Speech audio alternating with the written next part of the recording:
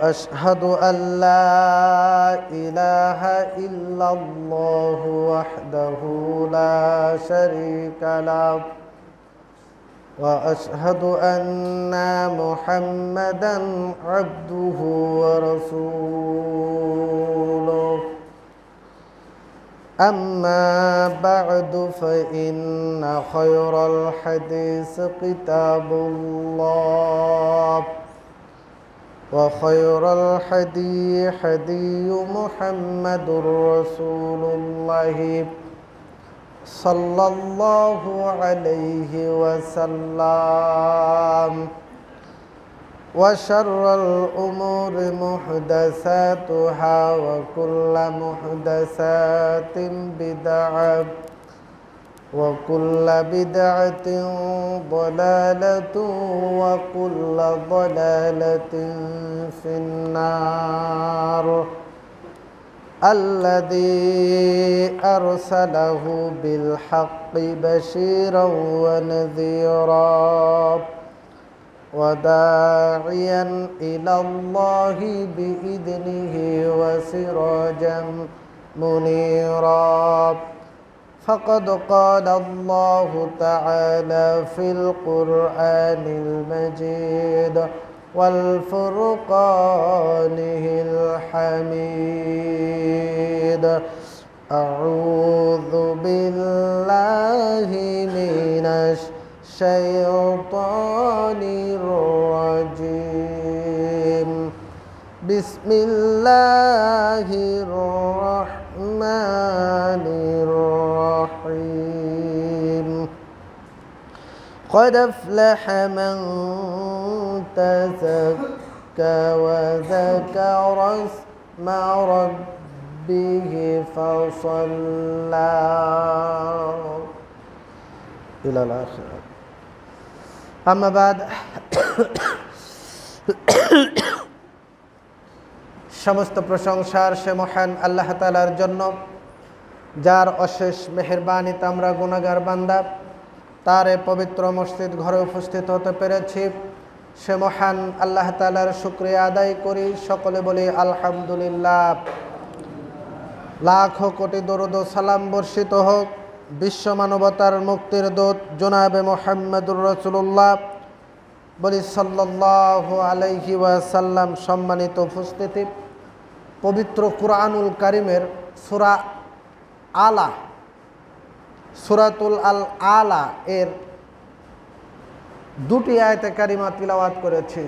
ছোট্ট ছোট্ট আয়াত 14 এবং 15 দুটি আয়াতে কারিমা তিলাওয়াত করেছি। ইনশাআল্লাহ সংক্ষিপ্ত আকারে আলোচনা করব। আজকে জুমার দিন আমার সংক্ষিপ্ত আলোচনার বিষয় প্রকৃত সাফল্য অর্জনের উপায়। প্রকৃত সাফল্য অর্জনের উপায় সম্পর্কে গুরুত্বপূর্ণ তথ্যবহুল আলোচনা রাখার চেষ্টা করব ইনশাআল্লাহুল আজিজ। সম্মানিত উপস্থিতি, সফলতা একটি ব্যাপক শব্দ, খুব ছোট বিষয় নয়। সফলতা মানে অনেক বড় বিষয়। আমরা মনে করি দুনিয়াতে অর্থ সম্পদ যার বেশি আছে, সুন্দর স্ত্রী পেয়েছে, সন্তান ছেলেই শুধু হয়েছে, মেয়ে নেই, পরীক্ষায় পাশ করেছে, চাকরি হয়েছে, হাজার হাজার টাকা ইনকাম করছে, এতেই আমরা মনে করি যে সে সফলতার দ্বার প্রান্তে পৌঁছে গিয়েছে। আর আরেকটি আছে, সেটা হচ্ছে অনেক দরিদ্র, খুব দুঃখ কষ্টে দুনিয়াতে জীবন অতিবাহিত করছে, দিন অতিবাহিত করছে।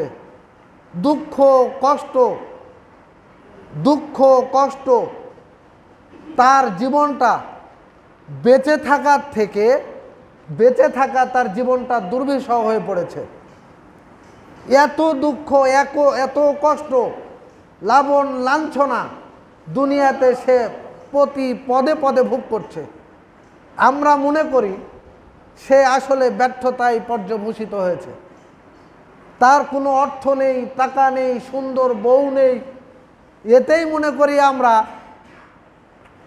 যে সে ব্যর্থ, কারণ থাকার মতন কোনো জায়গাও নেই। এটা ব্যর্থতা? এটা ব্যর্থতা নয়। দুনিয়াতে যদিও তার ব্যর্থ, কিন্তু আল্লাহর কাছে সে সফলতা অর্জন করতে পেরেছে।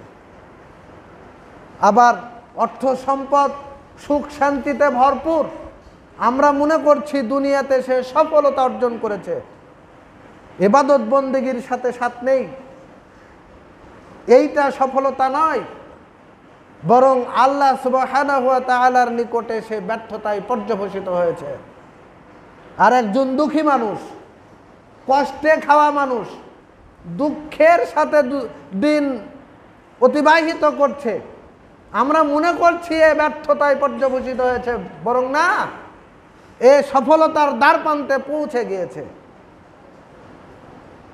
সম্মানিত উপস্থিতি, আল্লাহ রাব্বুল আলামিন বলছেন যে মান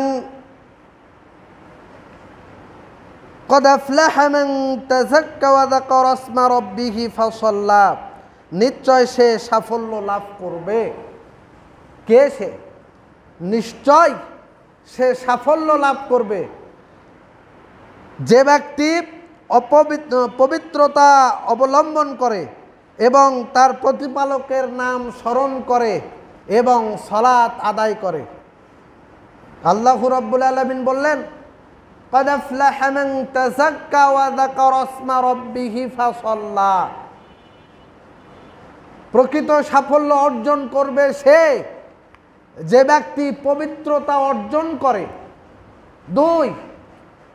এক নম্বরে যে ব্যক্তি পবিত্রতা অর্জন করবে, 2 নাম্বার যে ব্যক্তি আল্লাহর নাম স্মরণ করবে, 3 নাম্বার যে ব্যক্তি সালাত আদায় করবে।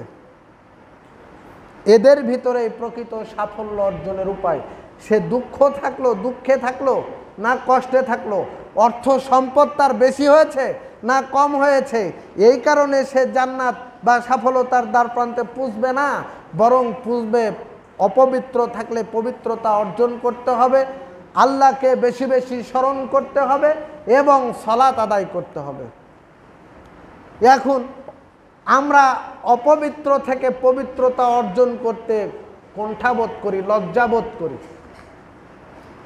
আচ্ছা বলুন তো, অনেকে আমরা বহুদিন থেকে সালাত আদায় করতেছি, সালাতরত অবস্থায় এমনিতে তো বায়ু সরে না, সবারই সরে, বায়ু বেরিয়ে যায়। এখন সালাতরত অবস্থায় যদি কারো এইটা ঘটে যায়, তাহলে কি তার অজু থাকবে? অপবিত্র হবে না, কিন্তু অজু থাকবে না, তাহলে তার সালাত হবে? সালাত হবে না। অনেকে সালাতরত অবস্থায় এই কাজটা ঘটে যায়, আমরা অনেকে লজ্জায় মসজিদ থেকে বের হতে চাই না। এই লজ্জাটাকে আমাদের জয় করতে হবে। এই লজ্জাকে কি করতে হবে? যদি লজ্জিত হয়ে আমরা চুপ করে বসেই থাকি সস্থানে, তাহলে আমাদের সালাত হলো না। লজ্জার কারণে আমরা ইবাদতের সওয়াব থেকে বঞ্চিত হয়ে গেলাম। অথচ নবী মুহাম্মদ রাসূলুল্লাহ সাল্লাল্লাহু আলাইহি ওয়াসাল্লাম আদেশ করেছেন, যদি সালাতরত অবস্থায় কারো বায়ু নির্গম হয়, তাহলে সে যেন নাক ধরে মুসল্লিকে ওভারটেক করে সে বেরিয়ে যায়। আমরা কি এটা করি না? এইটা আমাদের লজ্জা। এই লজ্জা থেকে আমাদের বেঁচে থাকতে হবে। আরেকটি বিষয় আসে, যেটা আল্লাহ এবং তার হাবিব নবী মুহাম্মদ রাসূলুল্লাহ সাল্লাল্লাহু আলাইহি ওয়াসাল্লাম সত্য কথা বলতে, হক কথা বলতে লজ্জাবোধ করেননি। যারা স্ত্রী সহবাস করার পরে আমরা অনেকে লজ্জিত হয়ে চিন্তা করি, পিতা আছে, মাতা আছে, সবাই জেগে আছে, ফজরের আজান দিয়েছে, আমরা এই সময় কি করে গোসল করতে উঠব? এই যে লজ্জার কারণে আমরা ফজরের সালাতটা ত্যাগ করলাম। তাহলে কি হবে? লজ্জার কারণে অপবিত্র অবস্থায় থেকে পবিত্রতা অর্জন করতে পারছি না। আমার যুবক ভাইরা যারা রয়েছেন, যাদের স্বপ্ন দোষ হয়, অনেকে চিন্তা করেন বাবা মা আছে, আমার স্বপ্ন দোষ হয়েছে, আমি এখন গোসল করি কি করে? লজ্জা, এই লজ্জাটাকে আমাদের জয় করতে হবে, এর থেকে আমাদের বিরত থাকতে হবে। কিসের লজ্জা? লজ্জার কারণে অপবিত্র অবস্থায় রাত্রি যাপন করলে আপনার উপরে লানত বর্ষিত হবে। এইটা কি আপনি খেয়াল করেছেন? খেয়াল করি নাই, আমরা এই বিষয়টা খেয়াল করি না। লজ্জার কারণে অপবিত্র অবস্থায় রাত্রি যাপন করলাম, তাহলে আমাদের ইবাদত থেকে বঞ্চিত হয়ে গেলাম, সফলতা থেকে দূরে থাকলাম। আমার ভাইরা, আল্লাহ রাব্বুল আলামিন বলেছেন, ক্বাদ আফলাহা মান তাযাক্কা ওয়া যাকারা ইসমা রাব্বিহি ফাসাল্লা। প্রকৃত সাফল্য অর্জন করবে ওরাই, প্রকৃত সফলতা লাভ করবে তারাই যারা পবিত্রতা অর্জন করেছে। সফলতা অর্জনের যতগুলো কারণ, তার মধ্যে প্রথম কারণ হচ্ছে অপবিত্র যদি থাকে তাহলে তাকে পবিত্রতা অর্জন করতে হবে। মা বোনেরা যারা রয়েছে তারা অনেক সময় অপবিত্র অবস্থায় থাকে। আল্লাহ রাব্বুল আলামিন তাদের জন্য বিশেষ বিশেষ সময়ে আল্লাহ রাব্বুল আলামিন তাদেরকে ছাড় দিয়েছেন, ছেড়ে দেন নাই, ছাড় দিয়েছেন। 3 দিন, 5 দিন, 7 দিন পর্যন্ত ছাড় দেওয়া হয়েছে।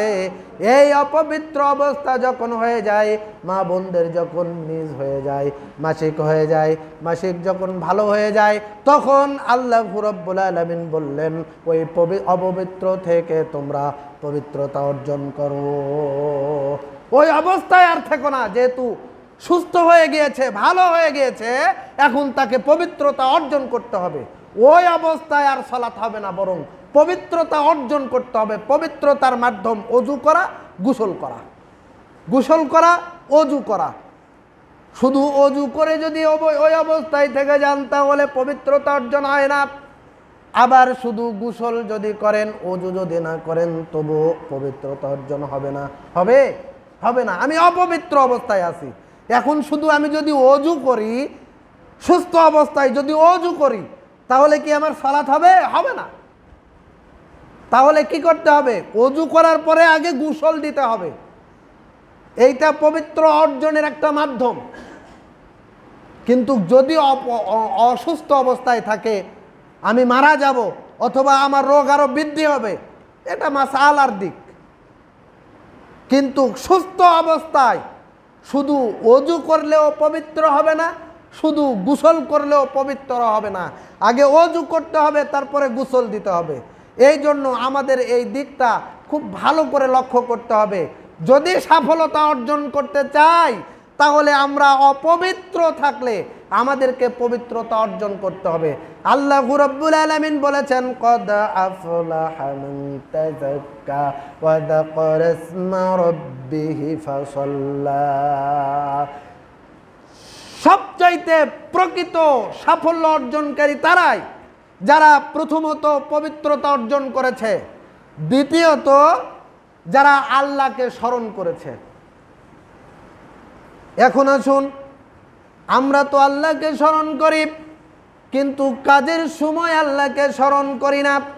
অকাজে, অসময়ে যদি আল্লাহকে স্মরণ করি, যেমন সালাত আদায়ের সময় হয়েছে, এখন যদি আপনি সালাত আদায় না করেন, যদিও আপনি শুধু তওবা করেন, যদিও আপনি বলেন আল্লাহ আমার উপরে রহম করুন, আমাকে করুণা করুন, আমাকে দেখুন, আমাকে দয়া করুন, আমার প্রতি অনুগ্রহ করুন, আমি সুদ খাই না, ঘুষ খাই না, আমি কোনো অসৎ কাজের সাথে জড়িত নয়, তাও তবু কি এই ব্যক্তি সফলতার দ্বারপ্রান্তে পৌঁছতে পারে নাকি?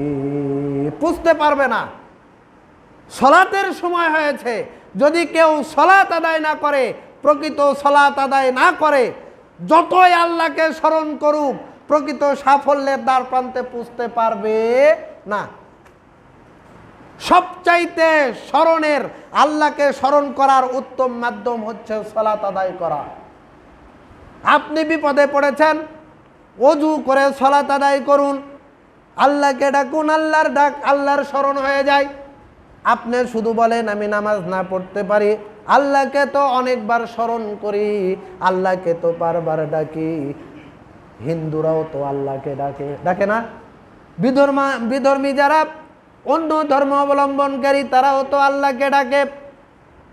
তাহলে তাদের মধ্যে আর আমাদের মধ্যে পার্থক্য হলো কোথায়? তার মানে একজন ঈমানদার ঈমান গ্রহণ করার পরে সর্বপ্রথম তার দায়িত্ব হচ্ছে সালাত আদায় করা। আর সালাতের মতো আল্লাহকে স্মরণ করার কোনো মাধ্যম আর নেই। আল্লাহকে স্মরণ করার সবচাইতে উৎকৃষ্ট মানের মাধ্যম হচ্ছে সালাত আদায় করা। এখন আমরা সালাত আদায় করছি না, আমরা শুধু বলছি আল্লাহ আমার উপরে দয়া করো, আল্লাহ আমার উপরে রহম করো। আর মানুষের কাছে বলে বেড়াই নামাজ না পড়তে পারি, আমার ঈমানটা ভালো আছে। আপনি কাজ করতেছেন তো কি আছে? কাজের মাধ্যমে আপনি জিকির করেন। সালাতের ওয়াক্ত হয়েছে, আপনি সালাত আদায় করার জন্য মসজিদে আসেন। আল্লাহ রাব্বুল আলামিন বলেছেন সূরা জুমআ 10 নম্বর আয়াত, আল্লাহ রাব্বুল আলামিন বলেছেন ফাইদা কুদিয়াতিস সালাতু ফান্তাশিরু ফিল আরদ ওয়াবতাগু মিন ফাদলিল্লাহি ওয়াযকুরুল্লাহা কাসীরান লাআল্লাকুম তুফলিহুন। আল্লাহ রাব্বুল আলামিন বলেন যখন সালাত সমাপ্ত হবে তখন তোমরা পৃথিবীতে ছড়িয়ে পড়বে, আল্লাহর অনুগ্রহ সন্ধান করবে, আল্লাহকে ওদেরকে হারে স্মরণ করবে যাতে তোমরা সফল কাম হতে পারো। তার মানে যদি সফলতা অর্জন করতে চান সালাত আদায় করার পরে আল্লাহ রাব্বুল আলামিন বললেন যখন সালাত শেষ হয়ে যাবে তখন তোমরা আল্লাহর অনুগ্রহ অনুসন্ধান করো, রিজিক অনুসন্ধান করো। তার মানে কি রিজিক অনুসন্ধানের প্রয়োজন আছে। আল্লাহ নিজে বললেন যে যখন সালাত শেষ হয়ে যাবে তখন তোমরা আর বসে থেকো না, বরং রিজিক অনুসন্ধানের জন্য তোমরা ঝাঁপিয়ে পড়ো, তোমরা নেমে পড়ো। আল্লাহর অনুগ্রহ মানে এখানে এই অনুগ্রহ দ্বারা আল্লাহর দয়া দ্বারা আল্লাহর রিজিকের কথা বলা হয়েছে। এই রিজিক অনুসন্ধান করো, এরপরে আল্লাহকে স্মরণ করো যদি তোমরা সফলতা অর্জন করতে চাও। আমি শুধু অলসতা করে বাড়িতে শুয়ে থাকি, আমার বাড়িতে খাবার আসবে কি? আসবে না। তার মানে খাবারের জন্য বের হতে হবে। খাবারের জন্য যখন বের হবেন আল্লাহ রাব্বুল আলামিন খাবারের ব্যবস্থা করে দেবেন। খাবারের ব্যবস্থা করে দেবেন কে? আল্লাহ সুবহানাহু ওয়া তাআলা। আমরা বাড়িতে বসে থাকলে আল্লাহর অনুগ্রহ পাবো না, রিজিক পাবো না। আমার ভাইয়েরা, এই খাবারের মাধ্যমে, খাবার অনুসন্ধানের মাধ্যমেও আল্লাহকে স্মরণ করা যায়। যদি বারবার আল্লাহকে স্মরণ করেন, সালাতের মাধ্যমে আল্লাহকে স্মরণ করেন, সালাতের বাহিরে কাজ করছেন, কর্ম করছেন, রিজিক অনুসন্ধান করছেন, বারবার যদি আল্লাহর উপরে তাওয়াক্কুল রাখেন, আপনি যদি জিকির করেন, তাহলে আপনার নাম চলে যাবে মুস্তাজাবুদ দাওয়া এর তালিকায়। মুস্তাজাবুদ দাওয়া কি? মুস্তাজাবুদ দাওয়াটা হচ্ছে যার দোয়া আল্লাহ সুবহানাহু ওয়া তাআলা ফেরত পাঠান না, বরং কবুল করে নেন। এমন একটি ঘটনা, ছোট্ট ঘটনা, খুব সংক্ষিপ্ত আকারে আমি আপনাদের নিকটে উপস্থাপন করব, যেটা আমাদের সকলেই জানা। ইমাম আহমদ বিন হাম্বল, বুখারীর উস্তাদ, ইমাম বুখারীর উস্তাদ, যিনি বুখারীর সংকলনকারী, এই বুখারীর উস্তাদ ইমাম আহমদ বিন হাম্বল, তিনি হাদিস সংগ্রহ করার জন্য কোনো এক গ্রাম দিয়ে যাচ্ছিলেন। এশার সালাতের আজান দিয়েছে, তিনি সালাত আদায়ের জন্য মসজিদে ঢুকেছেন। ঢুকার পরে সালাত আদায় করেছেন। মুয়াজ্জিমকে বলছেন যে বৃদ্ধ মানুষ, আমি একটু এই মসজিদে থাকতে চাই, এই রাতটা অতিবাহিত হলেই আমি রাত্রি যাপন করার পরে আমি এখান থেকে চলে যাব ফজরের সালাত আদায় করে। মুয়াজ্জিম বললেন না বৃদ্ধ, এই মসজিদে তোমার অবস্থান করা যাবে না, কারণ তুমি যত দ্রুত মসজিদ থেকে বের হবেন তত দ্রুত আমি মসজিদটা তালাবদ্ধ করে রাখবো, মসজিদে তালাবদ্ধ করে রাখবো। তাড়াতাড়ি তুমি মসজিদ থেকে বের হও। তার মানে হচ্ছে বর্তমান যুগ, এখন মসজিদ থেকে বের হওয়ার সাথে সাথে মুসল্লিরা মুয়াজ্জিম মসজিদে তালাবদ্ধ করে। প্রয়োজনও আছে। কি কারণে? মসজিদের টাকা চুরি হয়। কোনো জায়গায় আর চুরি করার জায়গা পেল না, মসজিদে এসে টাকা চুরি করতেছে, মাইক চুরি করে, মাইক্রোফোন চুরি করে, ব্যাটারি চুরি করে, মসজিদের যে টাকাটা পর্যন্ত মসজিদ থেকে চুরি করে নিয়ে যায়। এমন নজিরও আমাদের এলাকাতে আছে। কি আশ্চর্য কথা! মানুষের ঈমান কোথায়? মসজিদের ভিতরে মসজিদের টাকা চুরি, মসজিদের মাইক চুরি, মসজিদের মাইক্রোফোন চুরি। এখান থেকে শিক্ষণীয় বিষয়। আল্লাহ রাব্বুল আলামিন তাদেরকে হেদায়েত দান করুক। সকলে বলি আল্লাহুম্মা আমিন। আমার ভাইরা, বৃদ্ধ মসজিদ থেকে বের হয়ে তিনি রাস্তা দিয়ে যাচ্ছেন। সম্মুখে একটি বাজার, বাজারে দেখেন একজন ব্যক্তি রুটি তৈরি করছে, রুটি তৈরি করে রুটি বিক্রি করছে। এই বৃদ্ধ ওই রুটিওয়ালাকে বলছেন, বাবা তুমি যদি অনুমতি দাও, শীতের রাত, আমি একটু এই উনুনের পাশে একটু শরীরে তা দিতে চাই। আমাদের আঞ্চলিক ভাষায় যেটাকে বলা হয় আগুন পোয়ানো। আমি আগুন পোয়াতে চাই। রুটি তৈরি করছে, উনি বলছেন ঠিক আছে আপনি ওইখানে বসেন, কোনো অসুবিধা নেই, আপত্তি নেই। বৃদ্ধটি তিনি বসে বসে আগুন পোয়াচ্ছেন, তিনি শরীরটা গরম করছেন আগুনের তায়ে, আর লক্ষ্য করে দেখছেন ওই লোকটা যে রুটি তৈরি করছে আর বিক্রি করছে, রুটি তৈরি করার সময় রুটির যে খিমার, আটার যে খিমার, ওই খিমারটি নিয়ে তিনি আটা বলছেন, রুটি বলছেন, রুটির আকৃতি তৈরি করছেন আর বলছেন সুবহানাল্লাহ। রুটি তৈরি করা শেষ, তিনি যখন উনুনের উপরে যখন রুটিটি দিচ্ছেন, কড়াইয়ের উপরে দিচ্ছেন, তখন তিনি বলছেন আলহামদুলিল্লাহ, সুবহানাল্লাহ, আলহামদুলিল্লাহ। রুটি যখন আবার শেষ হয়ে যাচ্ছে, তখন তিনি আবার বলছেন লা ইলাহা ইল্লাল্লাহ। প্রতিনিয়ত তিনি এই দোয়াটা পড়ছেন। এই বৃদ্ধ বসে আছেন, লক্ষ্য করে দেখছেন কোনো সময়ের জন্য, কোনো মুহূর্তের জন্য এই জিকিরগুলো তিনি তার মুখ থেকে ছেড়ে দেন নাই, বরং প্রত্যেক মুহূর্তের জন্য এই দোয়াগুলো তার মুখ থেকে বের হচ্ছে। তিনি নিজের ভিতরের কথাটা তিনি চেপে রাখতে পারলেন না। কৌতূহল বশত ওই লোকটিকে জিজ্ঞাসা করেছেন, বাবা তুমি যে, আমি লক্ষ্য করে দেখলাম তুমি বারবার এই দোয়াগুলো পড়ছো, সুবহানাল্লাহ, আলহামদুলিল্লাহ, লা ইলাহা ইল্লাল্লাহ, বারবার এই দোয়াটা পড়ছো কেন? কারণ কি? এই লোকটি, রুটি তৈরি করার লোকটি বলছেন, বাবা আসল কথা হচ্ছে আমি আল্লাহর নিকটে বহুদিন যাবত এইভাবে দোয়া করার ফলে আমি আল্লাহর নিকটে যে দোয়া করি ওই দোয়ায় সঙ্গে সঙ্গে আল্লাহ কবুল করে নেয়। প্রত্যেকটা দোয়াই আল্লাহ আমার কবুল করে নিয়েছে, কিন্তু একটি দোয়া আল্লাহ কবুল করে নাই, একটি দোয়া এখনো কবুল হয় নাই, যে দোয়াটা আমি আল্লাহর নিকটে প্রতিনিয়ত করে যাই।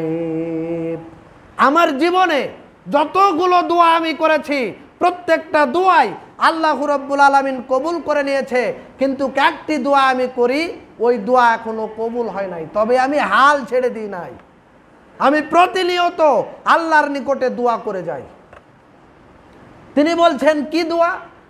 বলছেন এ যুগের সর্বশ্রেষ্ঠ মুহাদ্দিস যার নাম হচ্ছেন আহমদ বিন হাম্বল, আমার বড় ইচ্ছা তাকে এক নজর দেখব, তার সঙ্গে, তার বুকের সঙ্গে আমার বুকটা লাগিয়ে দেব।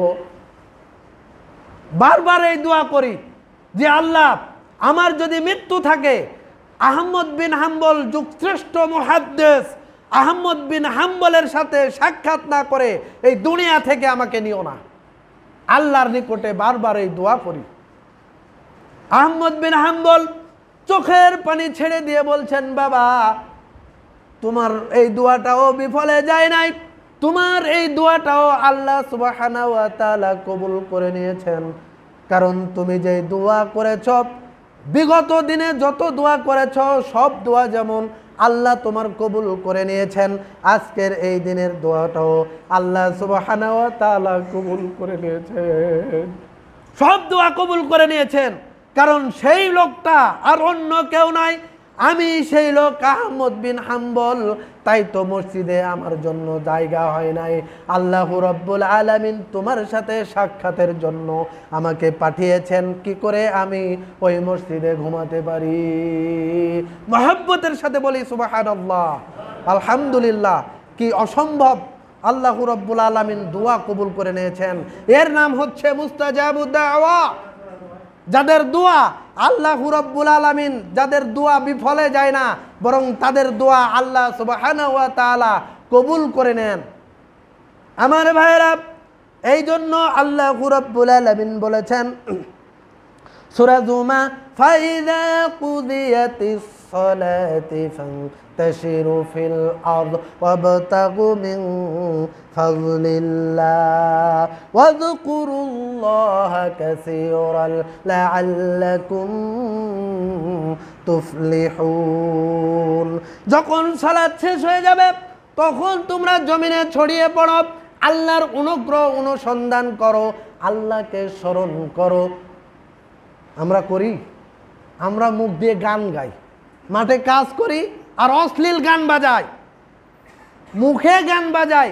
মুখে যদি গান বাজাতে না পারি, মুখে যদি গান বলতে না পারি, তো ওই যে মোবাইল আছে, বাটন মোবাইল, না হলে অ্যান্ড্রয়েড, না হলে সাউন্ড বক্স, ছোট্ট সাউন্ড বক্স, জমিনের আলের উপরে রেখে আমরা গান বাজাচ্ছি আর মনের সুখে গান শুনছি। ফেটে যায়, ফেটে যায়, জোড়া দেওয়ার মলম নাই। কি আশ্চর্য গান, অবাক করা গান।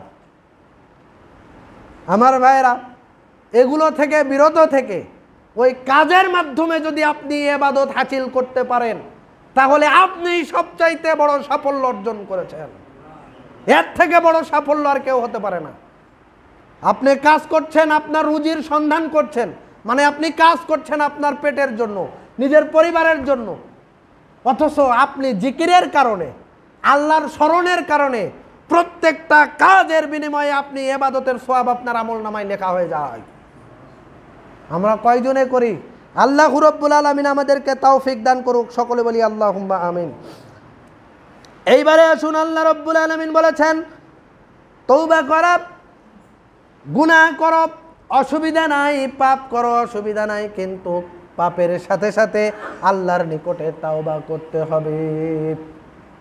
যেই পাপ হয়েছে তো হয়েছে, কিন্তু তওবা করতে হবে।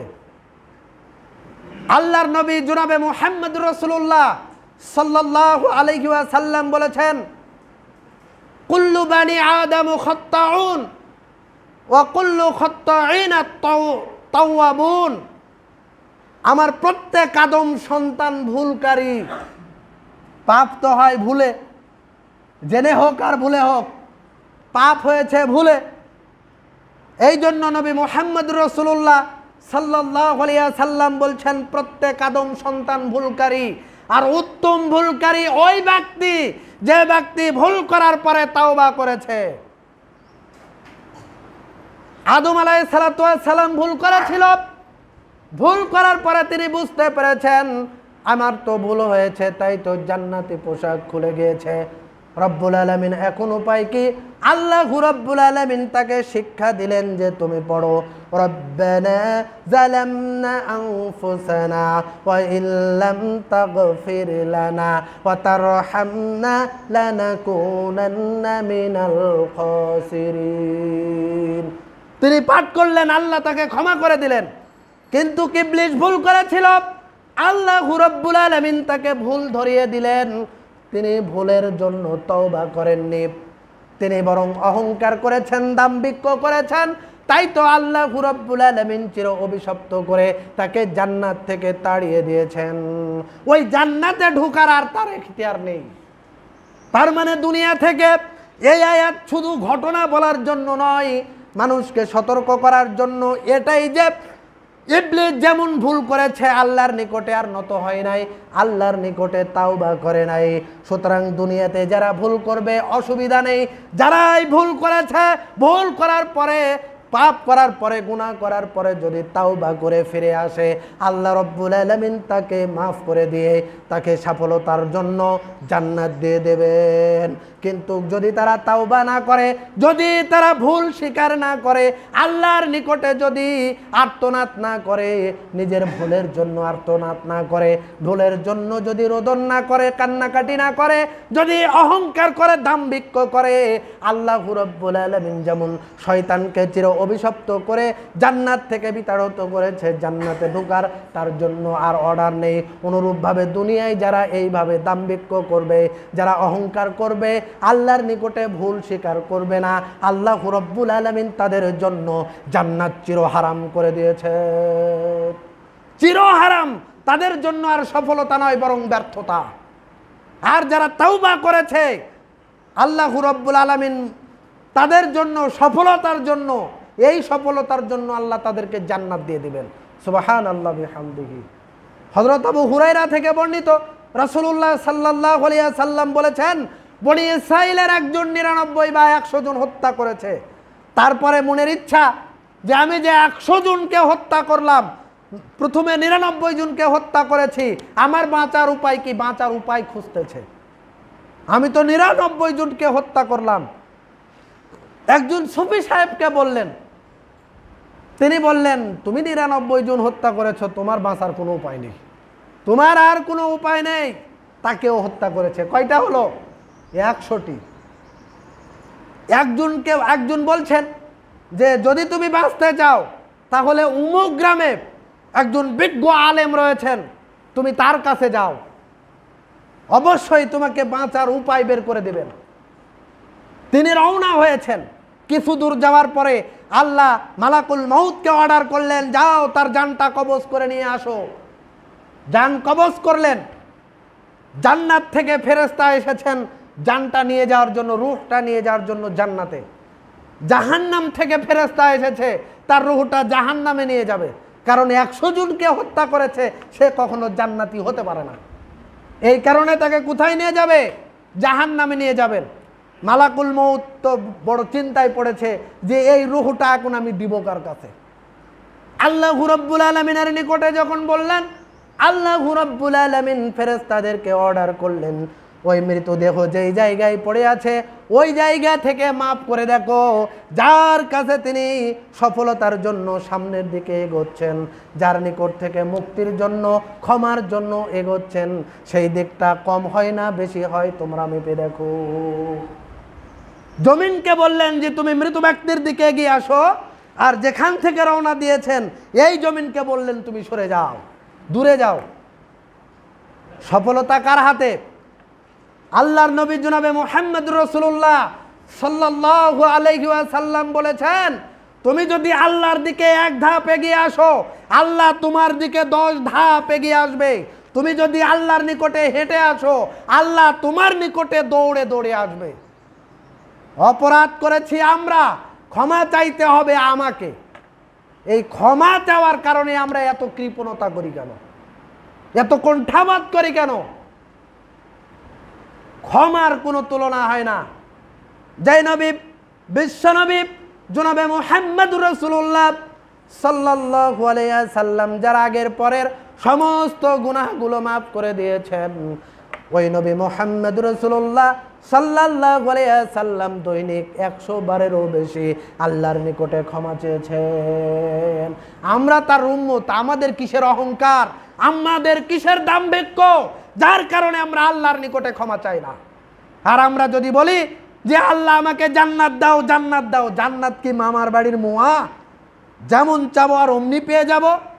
জান্নাত চেতে হলে, জান্নাত পেতে হলে বেশি বেশি আল্লাহর নিকটে ক্ষমা চাইতে হবে, আল্লাহর নিকটে তওবা করতে হবে, সালাত আদায় করতে হবে, অপবিত্রতা থেকে পবিত্রতা অর্জন করতে হবে, এবং আমাদেরকে সালাত আদায় করতে হবে।